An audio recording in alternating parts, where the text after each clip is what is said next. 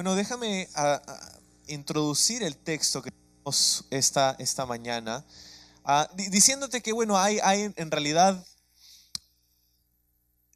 somos personas relacionales, ¿no? Lo normal en nuestro día a día es relacionarnos con otras personas. Hay un círculo de influencia que cada uno de nosotros tenemos. Personas con las que conversas y te relacionas de inmediato día a día. También hay personas con las que te relacionas no solamente en casa, en el trabajo, de repente si estás estudiando o en la universidad, si estás caminando por la calle, en los establecimientos que visitas y nos relacionamos, ¿verdad? Y ahora, cuando hablamos de relaciones interpersonales, muchas veces entran complicaciones allí. Entran complicaciones y uno de las grandes, de los más grandes quizá contribuidores a las complicaciones en nuestras relaciones interpersonales es este temita que vemos en el texto de esta mañana en el libro de Josué capítulo 22. Y es, bueno, un malentendido. Un malentendido. No sé si alguna vez te has encontrado como en un malentendido en tu vida. No sé si alguna vez has estado en un momento con alguien, conversando con alguien o en una circunstancia en donde hubo un malentendido. Y si has estado en ese lugar, espero que no, pero lo más probable es que sí, en algún momento de tu vida has estado en algún malentendido. Es, es una situación difícil de navegar, ¿sí? Porque es justamente eso, por definición, un malentendido, ¿no? O quizá nosotros hemos entendido incorrectamente algo, o alguien ha entendido algo mal acerca de nosotros, ¿no? Hemos estado quizá en ambos escenarios, donde tú asumiste algo acerca de una circunstancia, de una persona y reaccionaste en base a eso y te encontraste en un malentendido siendo la persona ofendida. O quizá pues tú hiciste algo con las mejores intenciones y fuiste malinterpretado, ¿no? Y encontraste que tú no querías ofender a la persona, pero terminó ofendiéndose de todas formas y ahora estás como culpable, ¿no? En medio de un malentendido. Bueno, ¿qué hacemos con eso? ¿Qué nos dice la palabra de Dios al respecto? Bueno, eso es lo que vamos a ver el día de hoy, entre varias otras cosas que tiene el texto para nosotros. Pero vamos a hablar principalmente acerca de los malentendidos, los males entendidos, o como sea que se dicen plurales, ¿o no? Los malos entendidos. Entonces, vamos a hablar acerca de eso, vamos a hablar acerca de rumores, por ejemplo, porque típicamente los malentendidos, bueno, los malos entendidos tienden a traer consigo una carga de chisme. ¿Has escuchado lo que me dijo? No vas a creerme lo que me dijo esa persona. Traen una carga consigo, ¿verdad? ¿Cómo lidiamos con eso? ¿Cómo tratamos con eso? Bueno, antes de ver eso, tenemos que darnos cuenta para identificar cuáles son los elementos de un malentendido, ¿no? ¿Cuáles son los elementos de un malentendido? Los elementos, bueno, básicamente es cuando tienes una acción o una palabra dada, ¿no? Y esta acción o palabra fue dada con la mejor de las intenciones, ¿no? No fue una mala intención, ¿verdad? Alguien dijo algo o hizo algo con una buena intención. Sin embargo, el segundo ingrediente para un malentendido es cuando una persona recibe o toma eso como una ofensa. Toma una ofensa. Y la tercera parte que pone la cereza encima del helado es cuando comienza a haber un rumor acerca de ese malentendido, ¿no? Cuando alguien más o tú mismo o la persona involucrada comienza a hablar con otras personas acerca de ese malentendido. Es en ese momento donde la bomba nuclear explota, ¿no? Y no solamente se trata de una y dos personas que tienen algo que resolver, sino que ahora hay más personas involucradas a través del chisme. Y ahora la confusión se hace más grande. Y ahora las consecuencias son más feas, más profundas. ¿Por qué? Porque hay más personas involucradas y todo esto va creciendo y va creciendo. Y eventualmente esto podría destruir una relación interpersonal con alguien en tu vida. Quizá esto ya te ha pasado. Quizá hoy te encuentras en un lugar donde alguien en tu vida, una o quizá más de una persona, ya no forma parte de tu vida por esto, porque ha habido un malentendido que nunca se resolvió. Y lo que quiero que veamos esta mañana en la palabra de Dios es que aquí el Señor nos va a mostrar cómo evitar eso y cómo solucionarlo también. Entonces, en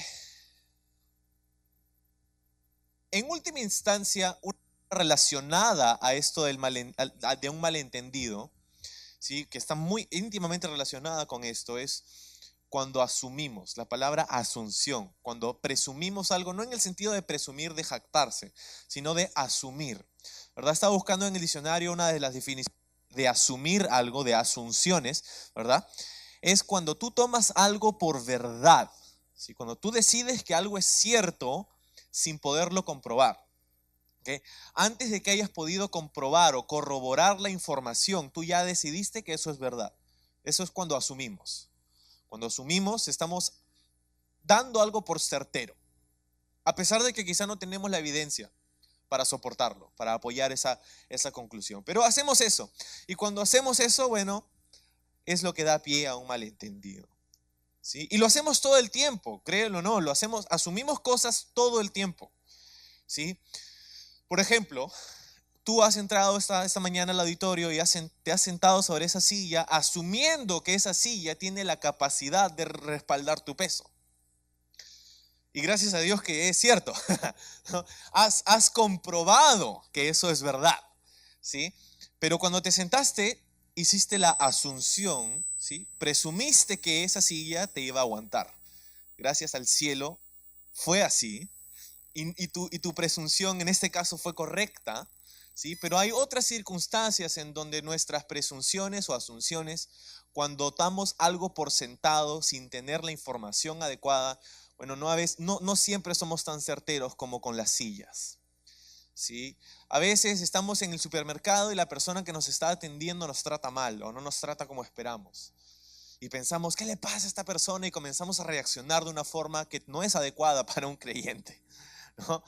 Y la cosa es que asumimos que la persona tiene un problema con nosotros y por eso nosotros nos ponemos a la defensiva y comenzamos a tener un problema con esa persona, ¿sí? Pero hay información que desconocemos. ¿Por qué esa persona está tratándote por debajo de tus expectativas? Tú no sabes, de repente esa persona tuvo un pésimo día.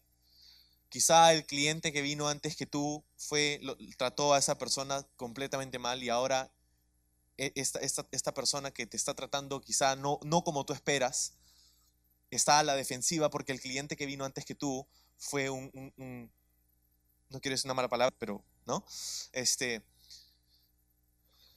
Y cuando eso pasa, dicho sea de paso, ya que estamos hablando de este ejemplo, ¿no? Cuando eso pasa, y yo lo veo, ¿verdad? Cuando estamos en un sitio, de repente un supermercado, como he dicho, algo así, y veo que delante mío hay un cliente que está siendo horrible con la persona que está atendiendo, a mí me gusta venir y ser extra bondadoso, ser extra amable con la otra persona. Y de repente hacer un comentario así como, no te preocupes, no todos son así, ¿no? Para tratar de alivianar un poco su carga, su día en ese momento, ¿sí? Pero ese no es el único instante, de repente hay otra ocasión, hay varias ocasiones, de repente estás en la calle y alguien te mira mal. Esa persona, ¿quién se ha creído para mirarme así? Ni conoces a la persona, pero ya tienes un problema con ella en tu corazón, ¿verdad? Y si hablaras con esa persona, quizás te enterarías que no tuvo nada que ver contigo, que ni siquiera te estaba mirando a ti. Estaba mirando detrás de ti a la otra persona con quien sí tiene un problema, ¿no? Pero tú ya tienes algo en tu corazón ahí, un malentendido. O quizá no es en la calle, quizá es un ambiente mucho más familiar que eso. Quizá es en casa. Quizá no es con un extraño, quizá es con quien amas. Quizá es tu esposo o tu esposa, ¿verdad? Estás ahí y tienes la mejor de las intenciones porque es tu aniversario y entonces vas y has hecho una reserva para ir a cenar después del trabajo y tomar ese tiempo para pasarlo juntos. Pero justo ese día, hay una emergencia en tu centro de trabajo. Tienes que quedarte y estás trabajando y te llaman y te dicen no puedes irte, ya sé que te había dado permiso, pero esta vez no, es la última vez, te lo repongo después, no te preocupes, quédate, ponte la camiseta y tú sabes cómo va todo eso, ¿no? Y sin darte cuenta son las 7 de la noche, 8 de la noche, 9 de la noche y tu esposa está esperando en casa. Llegas y de pronto la puerta no solo está cerrada, pero el corazón de tu esposa también, ¿verdad? ¿Qué pasó? Bueno, sí, fue un día largo y bla, bla, bla, bla. Pero hay un malentendido ahí porque no comunicaste correctamente tu situación. Y aún si trataste, ¿verdad? En esas circunstancias entran otras complicaciones. Tu esposa quizá pensó que te olvidaste y tu esposa no sabía que tú tenías una reserva hecha. Tu esposa pensó que no le importabas y te das cuenta cómo esas cosas pueden escalar y cómo estas presunciones, esas cosas que asumimos pueden deteriorar y hasta destruir nuestras relaciones interpersonales. Entonces, esto es algo que podemos pasar en el día a día. Ahora, cuando estudiaba el libro de Josué y llegué a este capítulo 22, una de las cosas que saltó a mi atención, que de hecho es curioso cómo se le dedica tanta área, vamos a hablar de metraje, ¿no? Un metro cuadrado, ¿no? Se le dedica una área muy extensa a este tema, porque básicamente todo el capítulo 22 trata acerca de esto. En un libro que tiene detalles de ciudades, de nombres, de reyes, de conquistas, de tribus, y tiene muchos detalles por darnos, me parece curioso que se dedique todo un capítulo a este tema. Y creo que es porque Dios lo ha permitido así, para darnos entre líneas un mensaje, y el mensaje es que debemos prestar atención porque esta es una parte grande de nuestra vida. Lo que ha venido pasando en el libro de Josué es que ya han entrado a la tierra prometida, han conquistado la tierra prometida y han repartido la tierra prometida. Ahora ellos son dueños y están comenzando a habitar allí. Sí, pero ahora que su atención ya no está en el enemigo, bueno, ahora tienen un poco más de tiempo como para prestar atención los unos a los otros. Y Satanás y el enemigo espiritual del pueblo de Dios no ha podido prevenir que ellos entren y conquisten y repartan la tierra prometida. Pero ahora su estrategia va a cambiar. Ya no va a ser tanto una oposición externa, ya no va a ser tanto una cuestión de pelear contra los hijos de Canaán, sino que ahora se trata de las tribus, de las relaciones interpersonales, ¿sí? Entonces, ha pasado algún tiempo desde que entraron. Lo mencioné hace unas semanas, pero si estás aquí por primera vez o regresando después de algunas semanas, mira, el tiempo que tomó para Israel en conquistar la tierra de Canaán fue de aproximadamente 7 años. 7 años, ¿ok? Es un tiempo largo en realidad, pero algo más había sucedido dentro de esos 7 años. Es que había un grupo de tribus, específicamente 2 tribus y media, que habían tenido un acuerdo con Moisés años atrás, antes de entrar a la tierra. Y le habían dicho a Moisés, mira, nosotros estamos yendo, pero queremos hacer un trato contigo. Nos parece que en esta región, al este del Jordán, hay tierras que son buenas para nosotros y somos un pueblo numeroso y creo que sería fantástico si nos permites quedarnos aquí para vivir aquí, que nuestra herencia sea estas tierras donde estamos.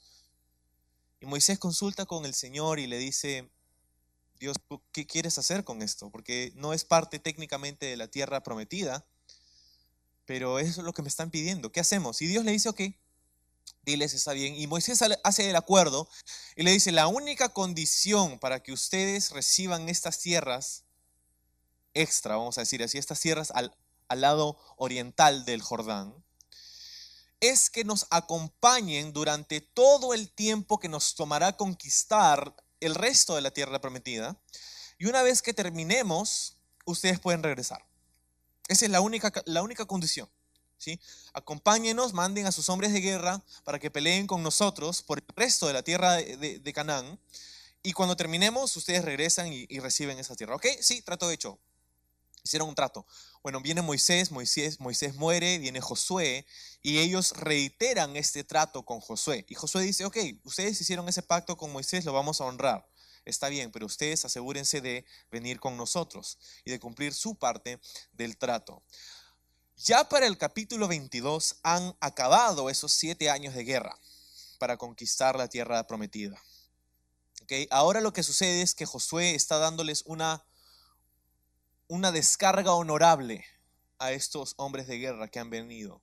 No los está despidiendo, simplemente está diciéndoles, ya acabó el tiempo y han cumplido con su parte del trato, y les está dando su bendición para que puedan regresar a sus familias, que en dicho sea de paso se habían quedado allí. Durante esos 7 años, estas 2 tribus y media habían dejado sus familias en estas tierras al oriente del Jordán para pelear. Y ahora, imagínate, después de 7 años sin smartphones, ¿no? Sin poder hacer FaceTime, sin poder llamar por Skype, sin poder ver sus fotos, las historias de Instagram, ¿verdad? Sin nada de eso, después de 7 años, quizá un correo por aquí de alguien que iba y venía para mandarle alguna carta o algo así, no lo sé, no lo sabemos, ¿ok? Pero después de 7 años regresar a su familia, imagínate, yo no puedo ni imaginarme 7 años de no ver a mis hijos, de no ver a mi esposa, ¿no? ¿Cómo cambia la vida en 7 años, ¿verdad? Tus hijos pueden, si te fuiste cuando eran adolescentes, puedes que regreses a tus hijos con barba y con otra voz, ¿verdad? Y definitivamente hay muchos cambios y es una situación emotiva, emocional. Eso es lo que está sucediendo. ¿Ok? Vamos a leer. Dice, entonces Josué mandó a los rubenitas, a los gaditas y a la media tribu de Manasés. Estas son las 2 tribus y media de las que te hablaba. Y les dijo, vosotros habéis guardado todo lo que Moisés, siervo de Jehová, os mandó, y habéis obedecido mi voz en todo lo que os he mandado. No habéis dejado a vuestros hermanos en este largo tiempo hasta el día de hoy. Largo tiempo, 7 años, largo tiempo, ¿no? Sino que os habéis cuidado de guardar los mandamientos de Jehová, vuestro Dios. Ahora pues, versículo 4, que Jehová vuestro Dios ha dado reposo a vuestros hermanos, como lo había prometido, volved, regresar a vuestras tiendas, a la tierra de vuestras posesiones, que Moisés, siervo de Jehová, os dio al otro lado del Jordán. ¿Sí? Entonces, Josué llama a estas personas, a los líderes de estas 2 tribus y media, y les dice algo muy interesante. Los felicita por haber cumplido con su parte del trato. ¿Sí? Ahora, esta es una de las cualidades de aquellos grandes líderes. Un gran líder, un buen líder, no solamente comunica la visión claramente, ¿verdad? No solamente tiene una comunicación efectiva en tanto que sabe la persona que se espera de ella, ¿verdad? Josué les dijo, esto es lo que vamos a hacer, plan, esto es lo que Dios me dijo, esto es lo que va a suceder. Pero una vez que terminó todo eso, Josué, como el gran líder que era, él sabía reconocer y felicitar a las personas bajo su liderazgo cuando habían hecho lo correcto. ¿Qué pasa a veces con nosotros? Es que solemos esperar que la gente a nuestro alrededor cumpla ciertas cosas y se comporte de ciertas maneras y lo damos por sentado, ¿verdad? Una de las cosas, de los escenarios en donde se ve esto claramente es en la familia, por ejemplo. Si eres padre o madre de familia, tú has enseñado a tus hijos y tú esperas que ellos se comporten de cierta manera y cuando lo hacen dices, ok, sí, muy bien, ese es tu trabajo. Tu única responsabilidad en la vida es obedecerme a mí, ¿no? Esa es la actitud que predomina a veces, ¿no? Y esperamos que nuestros hijos hagan por defecto o si no por, ¿no? Las cosas que nosotros esperamos de ellos. Pero la cosa es que no solamente deberíamos esperar, no solamente deberíamos comunicar efectivamente, no solamente deberíamos instruir, ¿no? Correctamente, disciplinar cuando no se hace lo correcto, ¿verdad? La disciplina es una parte importantísima del amor, ¿no? Dice la palabra que si Dios no nos disciplinara, pues no seríamos sus hijos, ¿no? A todo hijo que él ama, dice la Biblia, Dios disciplina, Dios castiga. Entonces, la disciplina está bien, pero cuando han hecho lo correcto, nosotros necesitamos aprender a felicitar ese comportamiento. Nosotros, qué increíble, has hecho, wow, vamos a tener una fiesta en este momento porque has hecho lo correcto. Y no tener la actitud de, era lo que te tocaba hacer, ¿no? Es como, era obvio, tenías que hacerlo. No, no, no. Un buen líder sabe disciplinar, pero también sabe felicitar a las personas bajo su cuidado cuando hacen lo correcto, ¿no? Y en casa esto es importantísimo. Tus hijos necesitan tus palabras de afirmación, aquellos que son padres. Tus hijos necesitan tus palabras de afirmación cuando ellos hacen lo correcto. ¿Por qué? Porque lo que tú animas típicamente se repite. Lo que tú animas típicamente se repite, ¿sí? Entonces, es muy interesante cómo Josué está haciendo eso. Y es lo que hace Jesús con nosotros. No sé si te has dado cuenta, pero cuando nosotros caminamos en obediencia a Dios, es algo que bendice el corazón de Dios. Y eso es algo que Dios anima. Y cuando estamos caminando en obediencia a Él, hay esta bendición que viene de su parte. ¿Te has dado cuenta cómo cuando obedecemos a Dios terminamos siendo bendecidos nosotros? Dios nos anima cuando obedecemos, ¿sí? Entonces, eso es lo que ha pasado. Ahora el versículo 5, después de felicitarlos, les da una advertencia, una medida cautelar, no sé, les da algo así. Les dice, solamente que con diligencia cuides de cumplir el mandamiento y la ley que Moisés, siervo de Jehová, os ordenó, que améis a Jehová vuestro Dios y andéis en todos sus caminos, que guardaréis sus mandamientos y le sigáis a él y le sirváis de todo vuestro corazón y de toda vuestra alma. ¿Okay? Entonces, les da a Josué la felicitación diciendo que genial que hayan cumplido, han hecho bien, han estado con nosotros, han hecho su parte del trato. Ahora, Josué como un líder, imagínate después de 7 años tener que verles partir, ¿verdad? Una de las cosas que menos me gustan son las despedidas, ¿no? Especialmente cuando son despedidas por un largo tiempo, cuando no vas a ver por un largo tiempo a la otra persona. Cuando se trata de unos días nomás, como no hay mucho problema, ¿no? Pero cuando alguien, un familiar, una persona querida tiene que viajar o mudarse y no vas a verle, ¿no? O quizá cuando una persona se cambia de iglesia, ¿no? Hay buenas y malas razones, ¿verdad?, para cambiarse de iglesia, pero típicamente es un tiempo difícil, emotivo, ¿no? Emocional, porque hay relaciones, hay cosas que van a estirarse un poco, ¿no? El tema de la partida. Las despedidas son feas, pero son parte de la vida. Y entonces aquí tienes a estas personas que están yendo de vuelta a sus familias, pero al mismo tiempo están dejando a sus hermanos, a sus compatriotas. Entonces imagínate, eso es un tiempo bastante emotivo, ¿no? Hay sentimientos encontrados. Por un lado están súper emocionados de ver a su familia, por otro lado están tristes de tener que dejar a sus hermanos después de 7 años de haber vivido todos los días con ellos y peleado junto lado a lado con la espada en mano, ¿verdad? Dejar a Josué. Entonces Josué también lo siente y Josué también lo sabe y por eso les hace esta advertencia. Le dice, muchachos, es difícil verlos ir, pero sé que han decidido hacerlo y ese era el trato y por eso les doy mi bendición para que vayan. Pero quiero decirles algo. Cuídense de hacer estas 4 cosas. Cuídense de hacer estas 4 cosas. Cuídate de conocer, ¿no?, la ley, de conocer la palabra de Dios. Cuídate de amar a Dios con tu corazón. Cuídate de no solamente conocer la palabra de Dios o amarlo, sino cuídate de obedecer lo que dice su palabra. Y cuídate de servirlo con todo tu corazón.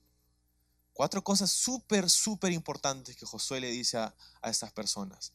Y puedo sentir un corazón paternal aquí en Josué, ¿no? Es como Es como, otra vez para hablar de los hijos, sé que no todos son padres aquí, pero por un momento, ¿no? Sí hay varias personas que son padres y entonces es como cuando tus hijos salen de casa, ¿no? Y se mudan, ¿no? Y quizá temprano hay algunas personas que por cuestiones de la dinámica familiar se mudan temprano. eh, Hay otros que no tan temprano, deberían quizá mudarse, ¿no? Ah, pero es como en la cultura de mi esposa, por ejemplo, en Estados Unidos, ¿no? Los jóvenes tienen la costumbre, y es así es como funciona. Ellos cuando van a estudiar a la universidad se mudan de casa a los 18 años, ¿no? Terminan el colegio y salen de casa y comienzan si sus padres pueden costearle sus estudios, ellos mismos van a pagarle y ellos van a vivir en un campus universitario. Sí, ahí van a estudiar por el tiempo que sea, 4 o 5 años, y van a hacer sus carreras y sus vidas, y luego se van a mudar. Después de que terminan sus carreras, se mudan a otro estado, a otra ciudad, dependiendo de las opciones laborales que se presentan. Y es una cuestión difícil, porque imagínate un padre que ha criado a sus hijos 18 años invirtiendo en ellos y esperando, vamos a decir, ¿no? Que ellos puedan seguir los caminos del Señor. Han crecido en la iglesia, han crecido en el ministerio, han crecido conociendo a Jesús y ahora vas a mudarte. ¿Y qué siente un padre cuando sus hijos crecen y se van, ¿no? Es parte de la vida también, pero es difícil y no pueden imaginármelo aún. Mis hijos están pequeñísimos, ¿no? Recién tengo una hija de 2 años y un hijo de meses, ni siquiera meses, tiene un mes y un poco más, ¿no? Y entonces es como esa sensación de decirle, ok, tienes que hacer esto y está bien y lo entiendo, pero asegúrate de hacer esto, estas 4 cosas. Es una amonestación paternal la de Josué aquí para con estas personas. Vamos a examinar esas 4 cosas con más detalle. Lo primero que le dice es asegúrate de conocer, ¿no? Cuando dice solamente que con diligencia cuides de cumplir el mandamiento y la ley de Moisés, claro, no vas a poder cumplir el mandamiento y la ley si primero no la conoces, ¿no? Entonces no vas a cumplirlo si no lo conoces primero. Y eso es lo que le está diciendo entre líneas, es asegúrate de que conozcas la palabra de Dios. Conoce tu Biblia. ¿Conoces la Biblia? ¿Conoces lo que dice la palabra de Dios? ¿La lees? ¿Tienes contacto, comunión, exposición a la luz de la verdad de la palabra de Dios de una forma constante? Lo segundo que dice es, asegúrate de amarlo, de amar a Jehová vuestro Dios, de amarlo. ¿Sí? El fruto de, o el subproducto de conocer la palabra de Dios, es que te vas a dar cuenta que vas a conocer a Dios y vas a darte cuenta de lo que Él ha hecho por ti y de cuánto Él te ama a ti. Cuando te das cuenta del amor de Dios, el amor que Dios tiene por ti, eso genera una respuesta en ti. Bueno, nosotros respondemos ante el amor de Dios. Respondemos bien o mal, pero respondemos. Y cuando la Biblia declara que Dios es amor y que Él te ama y que Él ha dado a su Hijo unigénito por ti, eso dice, wow, es algo que genera amor en tu corazón. El amor de Dios genera amor en nuestro corazón. ¿Sí? Y entonces es el producto de conocer la Biblia. Gran diferencia entre eso y una persona que está haciendo las cosas religiosamente, ¿no? Sin saber cómo ni por qué, pero lo hace por un sentido de obligación o cumplimiento, ¿no? Gran diferencia. Lo tercero que dice, no solamente conoce su palabra y ama a Dios, sino que también dice que andes en sus caminos y que guardes sus mandamientos y le sigas a Él. Eso quiere decir obedécele. Obedécele. Si no solamente te sientas como entusiasmado por el Señor o que conozcas la Biblia o sientes emociones muy lindas en tu corazón, ¿verdad? Sino que obedezcas lo que dice, que obedezcas su palabra. Um, en el libro de Santiago, capítulo 1, no tienes que voltear ahí, pero en el libro de Santiago, capítulo 1, en el Nuevo Testamento, dice algo así como que si nosotros escuchamos la palabra de Dios, pero no la hacemos, nos estamos engañando a nosotros mismos. Santiago dice, tengan cuidado de no solamente ser oidores de la palabra, sino hacedores de la palabra. No solamente aquellos que oímos y nos entra por un oído y nos sale por el otro, sino que hacemos. Dice Santiago, el que hace esto, el que solamente es un oidor de la palabra, es como una persona que considera su rostro en un espejo, pero luego se va y se olvida cómo se ve. ¿Sí? Y ese es el ejemplo que cita Santiago y dices, ¿cómo? No entiendo eso. Bueno, está diciendo, es algo como un espejo te muestra la realidad, ¿no?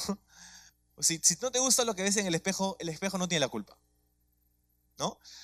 Entonces, el espejo te muestra la realidad, pero el espejo no solamente te muestra la realidad, sino que te da la oportunidad de cambiar esa realidad, ¿no? Como te despiertas por la mañana y vas al espejo y wow, tengo que hacer algo al respecto de eso, ¿no? Y es como, lo que está diciendo Santiago es como una persona que escucha la palabra de Dios, pero no la pone por obra, no la aplica, ¿sí? No la hace, pues.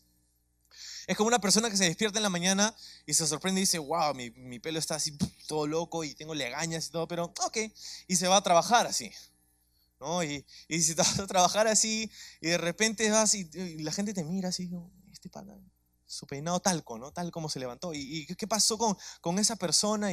Y estás así como todo, como loco, con legañas y todo, y de repente te olvidaste de poner tus pantalones esa mañana, y es como, no hiciste nada respecto de lo que el espejo te mostró, ¿verdad? Y cuando haces eso, si es que llegas a hacer eso, te vas a dar cuenta que es muy avergonzante, ¿no? Que te pone en una circunstancia difícil, ¿no? Que no tendrías que estar en esa circunstancia. Eso es lo que sucede. Ese es el ejemplo de Santiago. Dice, es como una persona que considera su rostro en el espejo, pero luego se va y se olvida de cómo se ve. No hace nada al respecto. ¿Sabes lo que dice, verdad? ¿Conoces la Biblia? Oh, sí, yo conozco este versículo, sí, yo estudié, yo sé teología, yo estudié en el seminario, yo soy graduado del Instituto Bíblico. Pero no lo pones por obra y entonces no te sirve de nada en realidad. Un diploma, una certificación teológica no te sirve absolutamente de nada si no lo pones por práctica. Si no lo ponemos en práctica, ¿verdad? Entonces, ¿conoce su palabra? Sí. Ámalo. Es importante desarrollar esos sentimientos y esas emociones. Son parte de una relación, de cualquier relación. Pero no solamente eso, sino que obedécele. ¿Sí? Obedece su palabra. Y número 4 era sírvele. Dice en el versículo 5. Sírvele de todo tu corazón y tu alma. ¿Ves allí la última parte del versículo 5? Sírvele de todo tu corazón y toda tu alma. Cuando tú te das cuenta, a través de la palabra de Dios, del amor que Dios tiene por ti, y entras en esta relación personal de amor con Él, donde estás siendo recíproco, dice la Biblia que nosotros amamos a Dios porque Él los amó primero. Estamos siendo recíprocos con su amor. Estamos obedeciéndole. Nos damos cuenta que nuestra vida se trata de servir a Dios. Nuestra vida debe ser un sacrificio de servicio a Dios. No porque Él nos obliga, no porque tenemos que, no porque si no lo hacemos Dios se amarga, se enoja con nosotros. No. En la luz de todo lo que acabamos de decir, la única decisión coherente con todo eso es dedicarle nuestras vidas en servicio a Dios. Dedicarle nuestras vidas en servicio a Dios. Y no solamente servicio, pero dice amarlo de todo tu corazón y de toda tu alma. ¿Okay? Porque hay una diferencia, ¿no? O sea, tú puedes servir a Dios y puedes servir a Dios de toda tu alma y todo tu corazón. Hay una diferencia. Por un lado, puedes estar haciendo las cosas correctas. Estás haciendo lo correcto. Estás viniendo, estás sirviendo, estás dándole tu vida, estás haciendo lo correcto, pero por dentro estás desganado, no quieres hacerlo, estás malhumorado. Estás ahí, pero tu corazón no está ahí, ¿verdad? Y eso no es lo que Dios quiere. Dios no quiere solamente un servicio religioso. Si dice, sírveme, pero sírveme de toda tu alma y de todo tu corazón. Entonces, hazte esa pregunta. Primero, ¿estás sirviendo a Dios con tu vida? En otras palabras, ¿tu vida está siendo útil para los propósitos de Dios? Y la segunda pregunta es, ¿cómo estás sirviendo a Dios? ¿Cómo está tu corazón cuando sirves a Dios? ¿Estás haciéndolo de todo tu corazón y de toda tu alma, o lo estás haciendo por cumplir nada más? Porque si lo estás haciendo por cumplir, déjame darte noticias, Dios ni se beneficia ni se agrada en ese tipo de servicio. 4 cosas importantísimas. Y el orden de estas cosas es también muy importante. Es muy importante el orden en el que son presentadas. ¿Por qué? Porque amar sin conocer su palabra, ¿sí? Amar a Dios sin conocer su palabra puede llevarnos a la herejía, ¿verdad? ¿Cuánto amo a Dios? Voy a divorciarme de mi esposa porque amo a Dios. Es como, no sé si has leído la Biblia. Dice algo acerca de eso la Biblia, ¿no? ¿Cuánto amo a Dios? Voy a, no sé, y hacemos un montón de cosas y pensamos un montón de cosas. Amo tanto a Dios y Dios nos ama tanto a nosotros, así que todos deben ir al cielo porque Dios ama a todo el mundo. ¿Has leído la Biblia alguna vez? Nuestro destino por defecto no es el cielo. Hay algo que tiene que suceder para cambiar nuestra dirección eterna, ¿verdad? Y eso es poner nuestra fe en Jesucristo, confesarle a Él como nuestro Señor y Salvador. Él es el que nos lleva al cielo. Entonces, amarlo sin conocer su palabra puede llevarnos a la herejía. Pero si vamos bajando los peldaños, si le obedecemos sin amarlo, eso nos lleva al legalismo y a la religiosidad, ¿verdad? Y eso tampoco es algo que Dios quiere en nuestra vida. Y finalmente, si le servimos sin obedecerle, eso trae corrupción y distorsiona el propósito del ministerio, el servicio a Dios, ¿verdad? Entonces no podemos intentar amar a Dios sin conocer su palabra. No podemos intentar obedecerle sin amarle. Mejor dicho, podemos hacer todas estas cosas, pero no sería el orden correcto. Y no podemos servirle sin obedecerle, ¿no? Yo quiero servir a Dios, pero quiero servir a mi manera, ¿no? Yo quiero ser, Señor, aquí está tu siervo, pero eso no me pidas. Yo no hago esas cosas, Señor. A mí no me des una escoba, Señor. Aquí está tu siervo, me postro en rendición a ti, Señor. Toma mi vida, pero no me pidas que te dé mi billetera. No. Ahí sí no juego, Señor, ahí sí no juego. ¿Te das cuenta? Quieres servir a Dios, pero quieres hacerlo sin obedecerle. No tiene sentido. 4 cosas importantísimas que Josué presenta delante del pueblo de Israel. Conocer su palabra, amar a Dios, obedecer sus mandatos y servirlo de todo tu corazón. Si estás haciendo estas cosas, vas por buen camino. Pero la cosa es que la mayoría de nosotros tiene conflictos y problemas en ciertas de estas áreas, si es que no todas, ¿verdad? Y por eso es importante que lo escuchemos. Versículo 7, vamos a avanzar. También a la media tribu de Manasés había dado Moisés posesión en Basán, mas a la otra mitad dio Josué heredad entre sus hermanos, a este lado del Jordán, al occidente. Y también a estos envió Josué a sus tiendas después de haberlos bendecido. Y les habló, diciendo, volved a vuestras tiendas con grandes riquezas, con mucho ganado, con plata, con oro, con bronce y muchos vestidos. Compartid con vuestros hermanos el botín de vuestros enemigos. ¿Ok? Entonces en el versículo 8 hay una parte muy interesante. Ellos no solamente están regresando a sus casas, regresando a sus familias, sino que están regresando con una cantidad impresionante de recursos que antes no tenían, ¿sí? ¿Y esto es por qué? Esto es porque fueron obedientes al mandato de Dios, ¿verdad? Y aquí vemos un principio importante. La obediencia trae bendición. La obediencia trae bendición. Esta bendición no siempre se ve como oro, plata o vestido, pero siempre trae bendición. Pueden haber instancias en que obedecer a Dios resulte en un escenario más difícil para ti. ¿Así? Sí.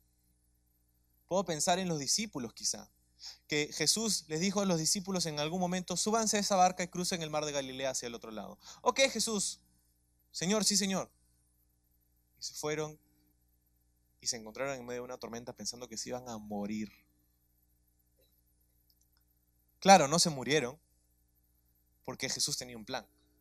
Pero te das cuenta, a veces el obedecer a Dios puede ponerte en una circunstancia más difícil de la que te encontrabas sin obedecerle. Y sin embargo, no sé tú, pero creo que yo prefiero estar en una tormenta en medio de la voluntad de Jesús, en medio de la voluntad de Dios, que estar en medio de la calma fuera de su voluntad. ¿Por qué? Porque sé que en medio de la tormenta, en medio de la dificultad, en medio de los problemas, ahí está Jesús conmigo. Ahí está el Señor fortaleciéndonos, ahí está el Señor dándonos sabiduría, ahí está el Señor, como dice tan poéticamente el Salmo 23. Aunque pase por el valle de la sombra de muerte, no tendré miedo, porque tú estás conmigo, ¿verdad? Entonces,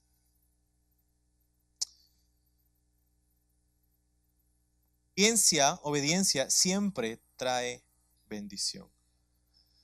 Pero esta bendición, al final del versículo 8 dice: ustedes van a ir y van a compartir estos recursos con sus hermanos. Van a compartir estos recursos con sus hermanos. Ellos pueden haber protestado, ¿no? ¿Qué? ¿Compartir? Pero si nosotros nos lo ganamos con el sudor de nuestra frente, ¿cómo quieres que comparta esto, no? Y lo que dice aquí no solamente lo dice en esta parte, sino que en el libro de Primera de Samuel, capítulo 30, se repite esto. Y David, el rey David, a los soldados les dice: ustedes han conseguido este botín de guerra, pero ahora vayan y compartan con sus hermanos, lo repartan. Es más, David lo hace una ley. En 1 Samuel 30, David hace una ley que cuando, vamos a decir, un ejército tiene que partirse en dos. Unos tienen que ir para pelear y ganar y vencer al enemigo, pero otros tienen que quedarse en casa para cuidar a sus familias. ¿Sí? Lo que David dice, y él lo hace una ley en sus días, es que aquellos que tomaban ese botín de guerra a través de las batallas que salían a pelear, lo tenían que compartir de igual forma con aquellos que se quedaron a cuidar. ¿Sí? Los que peleaban y los que cuidaban recibían la misma recompensa. ¿Okay? Y esto es un principio espiritual importante. ¿Por qué? Porque son dos tareas diferentes, pero es la misma recompensa. Y esto es traducido en el Nuevo Testamento para nosotros, para la iglesia. En 1 Corintios capítulo 12, Pablo dice: nosotros somos el cuerpo de Dios, el cuerpo de Cristo, la iglesia, y este cuerpo tiene diversos y diferentes miembros.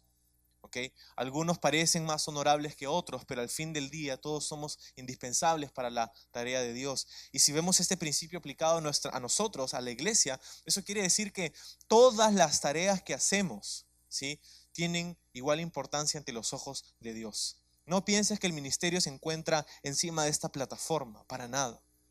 Todo lo que hacemos para el servicio de Dios tiene una importancia, y quizá si vemos aquí la misma recompensa, porque no se trata de la grandeza de nuestra tarea, pero de la grandeza de nuestra fidelidad. ¿Okay? No se trata de cuán grande es la obra a la que somos llamados, ¿verdad? Oh, yo fui llamado a predicar a un estadio por miles y millones de personas, y miles conocieron a Jesús por mi predicación. Ok, bien por ti. Otra persona puede decir: yo fui llamado a limpiar los baños de mi iglesia por 20 años. Ese fue el llamado que Dios me dio. Bueno, ¿lo cumpliste? Y si lo hiciste con fidelidad, tú y esa otra persona que predicó y los miles de millones se salvaron, según lo que dice la Biblia, van a recibir la misma recompensa en la presencia de Dios. La misma recompensa. ¿Te das cuenta? Entonces, no se trata de, qué grande la tarea a la que Dios me ha llamado. Porque a veces podemos pensar: entonces esto lo puedo hacer así nomás como sea, porque no importa tanto. No. Todo lo que hacemos tiene un propósito y todo lo que hacemos para Dios tiene una recompensa basada en el grado de nuestra fidelidad a Él y no de la grandeza de nuestra tarea. Súper importante. Por eso la Biblia diría, todo lo que hagas, hazlo para la gloria de Dios. Todo lo que hagas. Todo lo que hagas. No solamente cuando vienes a la iglesia y sirves en la iglesia, que eso es una parte importantísima, pero todo lo que hagas. De repente tu horario no te permite dar todo el tiempo al servicio de Dios en la iglesia. De repente tienes hijos pequeños, de repente tienes responsabilidades, un trabajo exigente y qué sé yo. ¿Cómo estás haciendo eso entonces? ¿Cómo estás haciendo eso? Todo lo que hagas, dice, hazlo para la gloria de Dios. ¿Ok? Entonces, versículo 9 dice, así los hijos de Rubén y de Gad y la media tribu de Manasés se volvieron y separándose de los hijos de Israel desde Silo, que está en la tierra de Canaán, para ir a la tierra de Galaad, a la tierra de sus posesiones, de la cual se habían posesionado conforme al mandato de Jehová por conducto de Moisés. Y llegando a los límites del Jordán, que está en la tierra de Canaán, los hijos de Rubén y los hijos de Gad y la media tribu de Manasés edificaron allí un altar junto al Jordán, y un altar de grande apariencia. Okay, entonces imagínate, después de este discurso de Josué, van en un viaje hacia Silo, donde estaba el tabernáculo, donde estaba el arca del pacto, donde estaba, ¿no?, ese lugar, la presencia de Dios, y luego siguen hacia el río Jordán y van a cruzar a la otra orilla, a la otra ribera, donde estaba su familia. Entonces imagínate pasar por ese sitio y pensar, wow, estamos yéndonos después de 7 años. Estamos regresando a nuestras familias y ¿qué hemos visto en este lugar estos últimos 7 años? Hemos visto a los enemigos de Dios ser derrotados. Hemos visto la mano de Dios. Hemos visto los milagros de Dios. ¿Puedes imaginarte lo que significaría cruzar ese Jordán otra vez? Que esta ya no sería un cruce milagroso. Probablemente esta era otra época del año en donde podían cruzar sin tener que abrirse el caudal, pero cruzar esas mismas aguas. La última vez que intentamos cruzar este sitio, Dios nos dijo que se secaría este río y se secó y cruzamos en seco y están pensando en todas esas cosas que por 7 años han visto al Señor hacer. Y dicen, ok, hay algo que necesitamos hacer, dicen, necesitamos hacer un altar aquí. Okay, y ellos hacen un altar allí de grande apariencia, dicen. Okay. Su intención no era mala. Vamos a ver más adelante cuál era su intención en hacer este altar. Y vamos a enterarnos que su intención era poder mantener una conexión con estas otras tribus que se mantenían al occidente. Su intención era hacer una conexión con las futuras generaciones, para que sepan que son una sola nación. ¿Sí? Entonces esta era su intención. El problema es que a pesar de que su intención era buena, Dios había establecido en la ley que no debían hacer altares en otros sitios. Que Dios iba a señalar el lugar y solo podría ser un lugar donde tendría que haber un altar, que ahora era Silo. ¿Okay? Ese era el único lugar donde Dios había dado permiso para que se haga un altar a su nombre. ¿Okay? Más adelante, unos siglos después, cuando venga David va a mover el altar de Silo y lo va a llevar a Jerusalén. Y ese va a ser el sitio donde Dios pone su nombre, donde se construirá el templo en los días de Salomón. ¿Okay? Y ese era el lugar. Entonces, no podías ir haciendo altares por donde te daba la gana simplemente porque era tu intención. No podías hacerlo, ¿sí? Ese era el problema.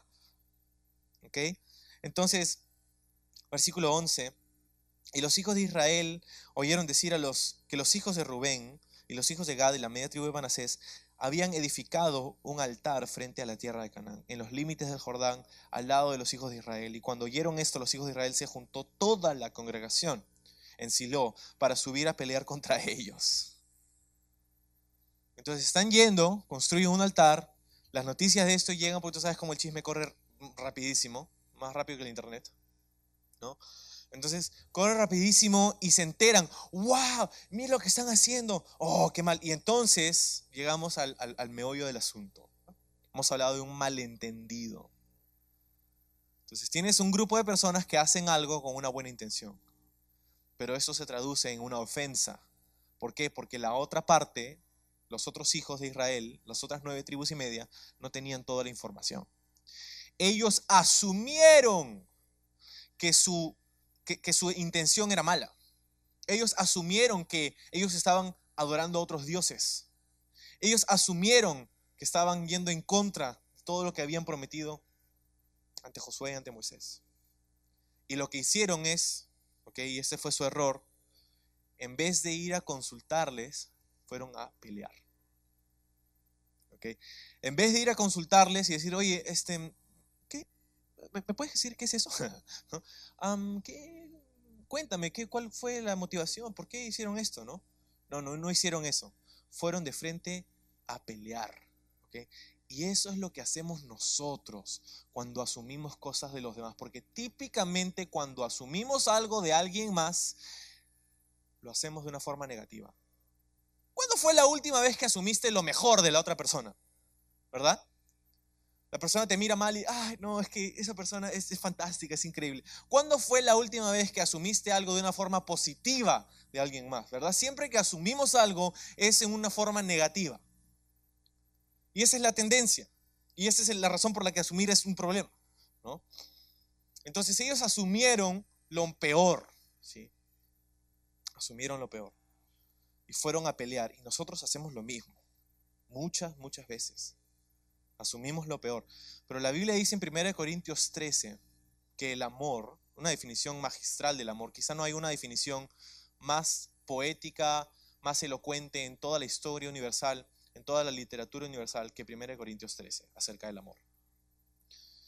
Y dice, en medio de todo eso, dice, el amor todo lo cree, el amor todo lo espera.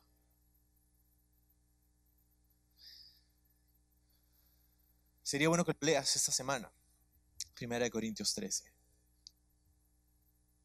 Si vamos a amar como Dios espera que amemos, uno de los grandes factores de este amor es esperar lo mejor de la otra persona.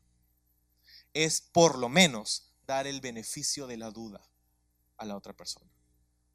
Porque no tienes toda la información. Has asumido cosas que te han llevado a un estado de defensa y la próxima vez que ves a esa persona, levantas esa defensa y comienzas a pelear contra ella cuando no tienes toda la información. Vamos a ver qué dice pues. Y vinieron, versículo 13, enviaron los hijos de Israel a los hijos de Rubén, Gad y la media tribu de Manasés en la tierra de Galaad, a Finés, el sacerdote Eleazar, hijo del sacerdote Eleazar, y a 10 príncipes con él, un príncipe por cada casa paterna de todas las tribus de Israel, cada uno de los cuales era jefe de la casa de sus padres entre los millares de Israel. Los cuales fueron a los hijos de Rubén y a los hijos de Gad y a la media tribu de Manasés en la tierra de Galaad y les hablaron, diciendo, toda la congregación de Jehová dice así. Ellos llegaron así con sus lanzas, sus espadas, y hicieron el enunciado de guerra, ¿sí? El clamor de guerra. Dijeron, toda la congregación de Jehová dice así. Eso era mentira, por si acaso, ¿no? Porque toda la congregación, estamos hablando de millones de personas. No todos pensaban igual. Ellos habían tomado la atribución de representar a todo el pueblo, ¿no? Equivocadamente. Todos dicen esto, no todos dicen esto. ¿Qué transgresión es esta con que prevaricáis contra el Dios de Israel para apartaros hoy de seguir a Jehová, edificándoos altar para ser rebeldes contra Jehová? ¿Te das cuenta de la asunción? ¿Te das cuenta de lo que están presumiendo? Están presumiendo que la razón por la que hicieron ese altar fue por su rebeldía, cuando esto no es cierto. ¿No ha sido bastante la maldad de Peor en la que no estamos aún limpios hasta este día, por la cual vino mortandad en la congregación de Jehová, para que vosotros os apartéis hoy de seguir a Jehová? Vosotros os rebeláis contra Jehová, mañana se airará él con toda la congregación de Israel. Vas a ver lo que pasa, ¿no? Versículo 19, si os parece que la tierra de vuestra posesión es inmunda, pasaos a la tierra de posesión de Jehová, en la cual está el tabernáculo de Jehová, y tomad posesión entre nosotros, pero no os rebeléis contra Jehová, ni os rebeléis contra nosotros, edificándolos además altar de Jehová nuestro Dios. ¿No cometió Acán, el hijo de Sera, prevaricación en el anatema y vino la ira sobre toda la congregación de Israel y aquel hombre no pereció solo en su iniquidad? Entonces lo que está haciendo esta persona está diciendo, está tratando de hacerles entrar en razón su, sobre su presunción. Son rebeldes, no sean rebeldes, porque eso es lo que pasa si son rebeldes. Es lo que está diciendo. Está citando dos ejemplos, ¿no? Está citando al tiempo de Peor, ¿no? Está citando a Balaam. Ah, está citando el libro de Números. Fue un tiempo donde los hijos de Israel adoraron a los dioses de los moabitas porque cometieron inmoralidad sexual con las mujeres de Moab y muchos murieron en contra de esto. Y Finés fue quien se involucró en medio de todo eso para hacer una radical demostración de su fidelidad a Dios y muchos murieron gracias a eso. Entonces lo mandaron a Finés porque él sabía algo acerca de la confrontación. ¿Sí? Él sabía cómo confrontar a la gente. Así que lo mandaron a Finés. Y él va ahí y le dice todo esto, ¿no? Y le saca el hacha de la palabra de Dios. Y a veces somos así también nosotros, ¿no? Hemos asumido que la persona está mal, entonces nosotros vamos a ver, voy a buscar qué versículo le voy a decir para hacerle sentir mal, para hacerle saber a esa persona que está mal y que yo estoy bien. Y buscamos y usamos la Biblia para agredir a alguien más. ¿Okay? Tenemos que tener cuidado cómo usamos la palabra de Dios. ¿Okay? Y está hablando acerca de Acán, ¿no? Que había pasado ahí en el libro de Josué. Acán había tomado el anatema y toda su familia murió gracias a eso. Lo que estábamos viendo aquí, y es cierto, ¿ok? Lo que dice aquí es verdad. Dios toma el pecado en serio. ¿Okay? El principio, el enunciado de Finés es verdad. Dios toma el pecado en serio. ¿Ok? Y un hombre en pecado o mujer en pecado es un peligro para las personas a su alrededor. ¿Ok? En el cuerpo de Dios, en la casa de Dios, ¿okay? Un creyente en pecado es peligroso para el resto de la congregación. Es cierto eso. Pero, a pesar de que eso es cierto, ellos actuaron precipitadamente. ¿Sí? Porque Dios había establecido en Deuteronomio 13, escucha lo que Dios dice. Si oyeres que alguien de alguna de tus ciudades se va, o dice, ha salido en medio de ti hombres impíos que han instigado a los moradores de su ciudad diciendo, vamos y sirvamos a los dioses ajenos. ¿Okay? Dios había dicho en Deuteronomio 13, si esto sucede, eso es lo que tienes que hacer. Dice, tú inquirirás y buscarás y preguntarás con diligencia. ¿Ves algo de esto? Buscaron, preguntaron, inquirieron con diligencia. No. Fueron con un enunciado y con la espada en mano. Dice, si encuentras que esto es cierto, entonces anda y mátalos, dice Dios. Pero primero haz tu diligencia. Primero averigua. Primero asegúrate que la información es correcta. ¿Okay? Y esto es importantísimo. Si quieres evitar malos entendidos, antes de asumir que algo es verdad, asegúrate que tienes toda la información. Es que me miró mal, es que me dijo esto, es que me dijo el otro, es que me trató así, es que me... ¿Por qué? Antes de sacar la espada para darle un corte a esa persona, asegúrate que sabes todo lo que tienes que saber acerca de esa circunstancia. Y lo más probable es que no vas a tener toda la información. Hay cosas que vas a desconocer. Pasa todo el tiempo, pasa en la iglesia incluso, ¿no? Personas vienen y dicen, pastor, esto y el otro, y puedo creer que esto y el otro, y hablan acerca de este programa y el otro programa, y esto, y por qué están haciendo esto y el otro, y es como, y si eso no cambia, yo me voy. Wow. Cuando desconoces toda la información. Esto me molesta y están haciendo esto mal, así que, wow. ¿Sabes por qué? ¿Sabes por qué pasa eso, ese problema? ¿Sabes lo que sucede y sabes lo que pasó hace 10 años y sabes y la razón por la que tomamos esa decisión? Y sabes que tuvimos una reunión de oración como por 2 meses acerca de esta decisión que estamos tomando. ¿Sabes que la razón por la que cambiamos esto es esto y esto? Y hay 1000 cosas que si te explicara, si me das el beneficio de la duda, podría explicarte y quizá podrías entender. ¿Verdad? tenemos que tener mucho cuidado. Antes de asumir algo, ¿conoces? ¿Tienes verdaderamente toda la información para ir con la espada en mano a tratar de cortar a alguien? Y lo más triste es que a veces es hasta con la palabra de Dios. El Señor me ha dicho, ¿no? Vamos a ir con la palabra de Dios. Y no lo hacemos para animar, ni siquiera lo hacemos para exhortar. Lo hacemos para que la persona sepa que ella o él está mal y yo estoy bien.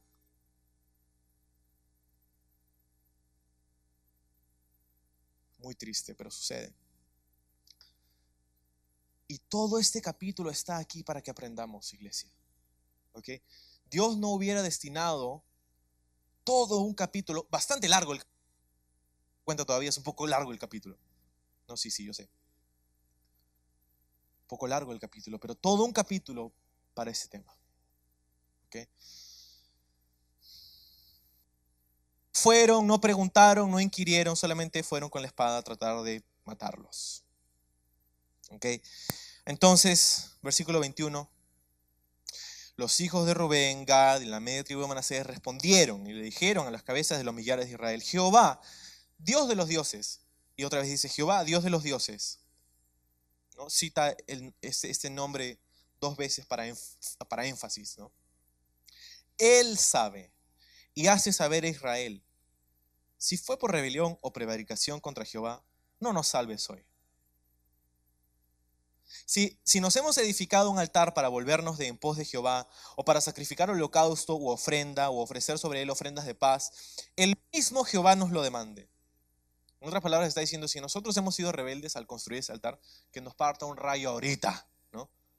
Que ahorita mismo Dios nos saque la mugre, ¿sí?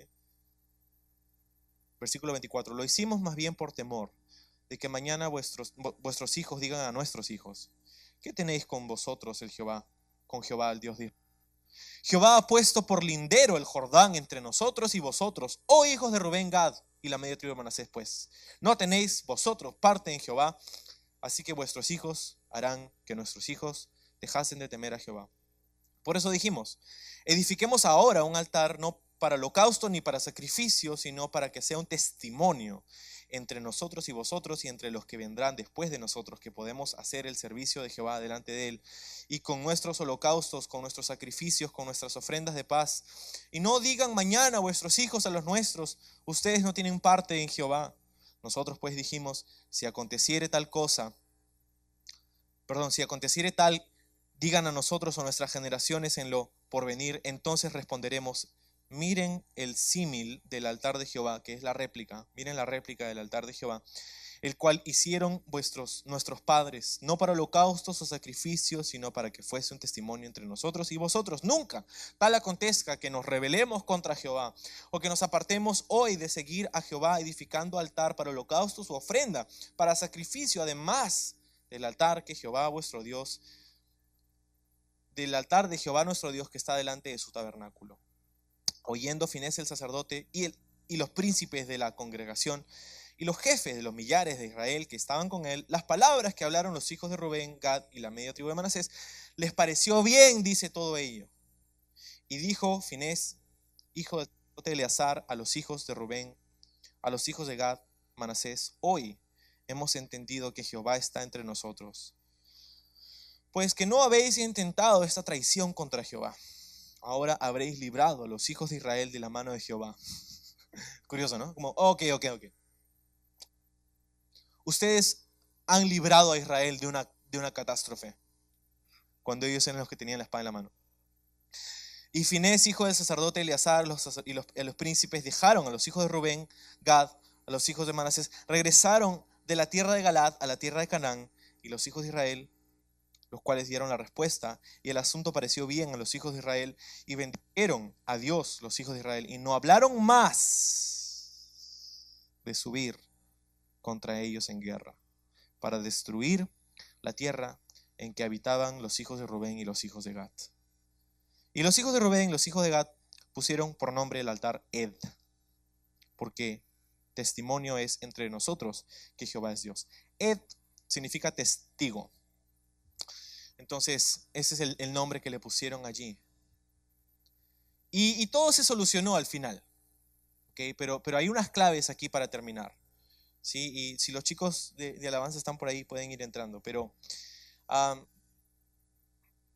¿cómo respondemos a los malentendidos, a los malos entendidos? ¿Okay? ¿Cómo respondemos? Número 1, responde con una preocupación por la santidad de Dios. ¿Okay?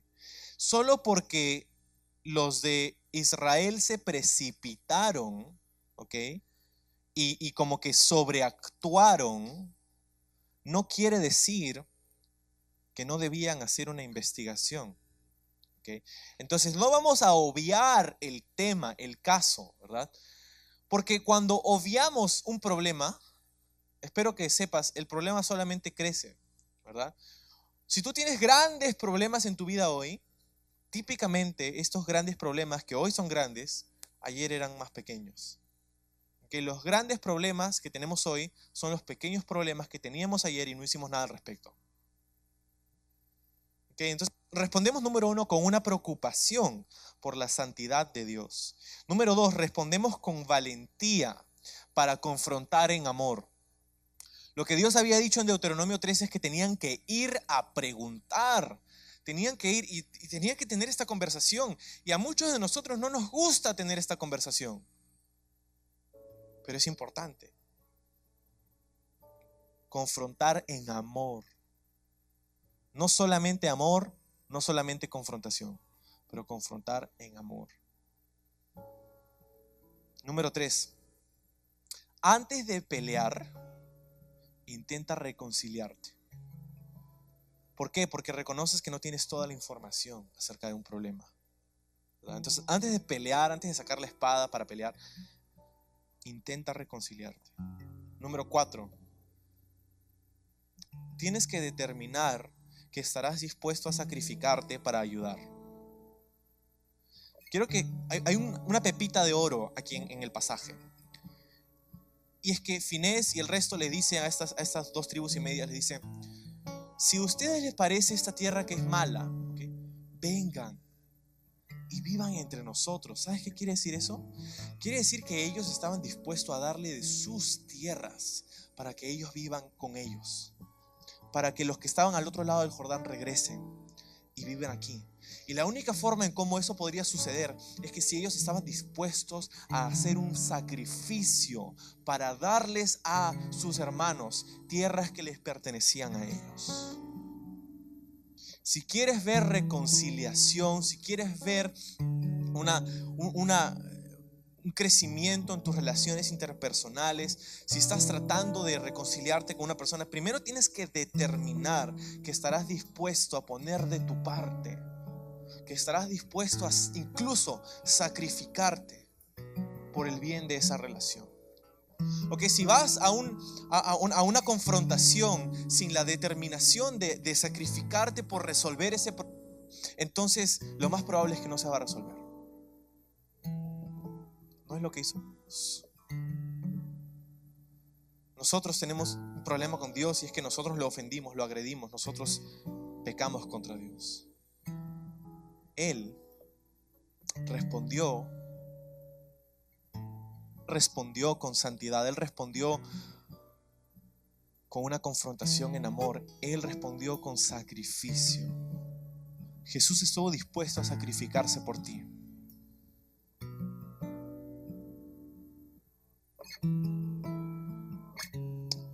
Y estos son 2 puntos extra, ¿sí?